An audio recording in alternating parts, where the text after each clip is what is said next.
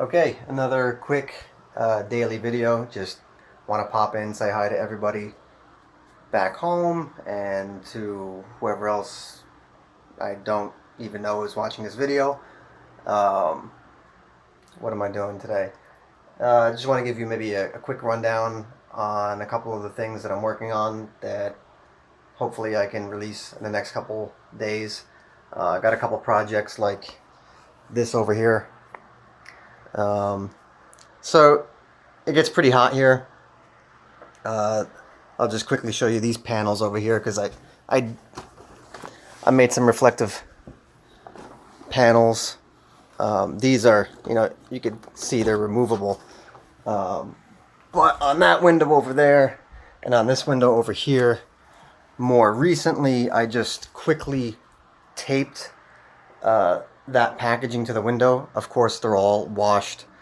There's no food residue on any of them. I just did that temporarily because the weather was getting hot again, and I wanted to try to reflect some of the solar energy out. But now the idea is I'm going to make more of those panels and replace that temporary taped reflective packaging. Replace it with nicer looking panels. I want to replace those panels too, with panels that actually perfectly fit into the window panes, into the frame.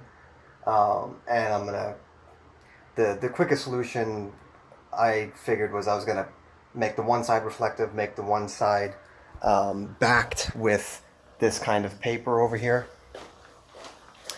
This paper is really inexpensive, but I don't know if the camera's picking it. Oh, wait, there it goes. Had to focus a little bit. It's a little higher quality, like craft paper. It's got a nice texture to it. So I picked out that color. I thought it might work well in the room. Match well, not those curtains, but match the cherry blossom curtains a little bit. So yeah, there's that. And that's actually, excuse me, I got something in my eye. Great.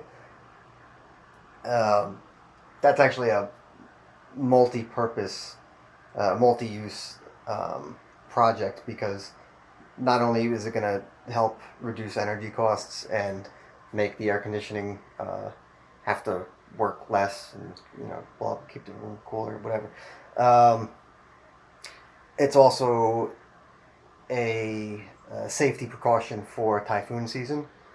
I have old windows in this apartment, which isn't really too much of a problem when it comes to energy efficiency during the wintertime, because it doesn't get that cold in the wintertime, so you don't need super insulating windows.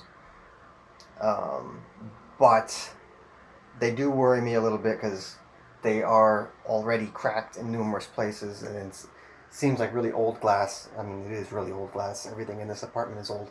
So anyway, rather than tape the windows, like tape an X pattern on the windows. Anyway, what the hell was I saying? So yeah, if those panels are there, and the window cracks, sorry, I'm awkwardly holding the camera. Those panels will be in place, and then also maybe I'll have a larger panel that covers all of the smaller segments of panels, and then just throw.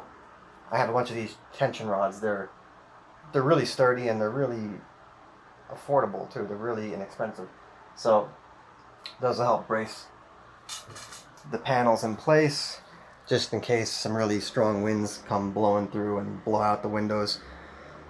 So those panels will also be waterproof, because the reflective packaging is waterproof. It's laminated plastic with a layer of aluminum, and I'm going to make sure that both sides are fully taped and laminated, whatever, blah blah blah. It's going to be waterproof. What else? So this stuff over here is another one I got. It looks like a big spitball on the wall. It's actually really hard. It's wood pulp. I got this stuff because I was looking for different materials to make a cast of my face, and that seemed like something that might work, and the girl at the art supply store was telling me that it might work for what I wanted to do. But then when I started to mix it up and apply it to my face, it, I quickly realized that it was going to take a long time, well, relatively long time for it to dry. Too long to just leave it on my face. It actually doesn't take that long to dry. I don't know, that was, most of it was dry within a day, but I packed a lot in there. There was a big nasty hole gash in here. It was like that when I moved into the apartment. I mean, these doors are like all beat, the hinges. I had a, this is actually being held in with a temporary fix. That hinge in there is like corroded, and when I investigated to see why it wasn't holding, I took it out, and it was split in half, and it was just like dust. I don't know what kind of metal does that. It was just some like weak pot metal.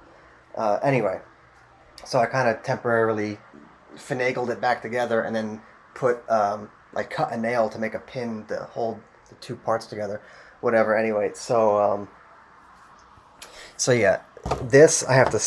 I don't know how well this is gonna sand, so that's gonna be another separate video. I want to actually paint these once I finish it. I gotta get to the store and get some wood glue, but right now I don't really want to venture out because we're on a like partial lockdown, which you may or may not know. If you saw my last video, I mentioned that.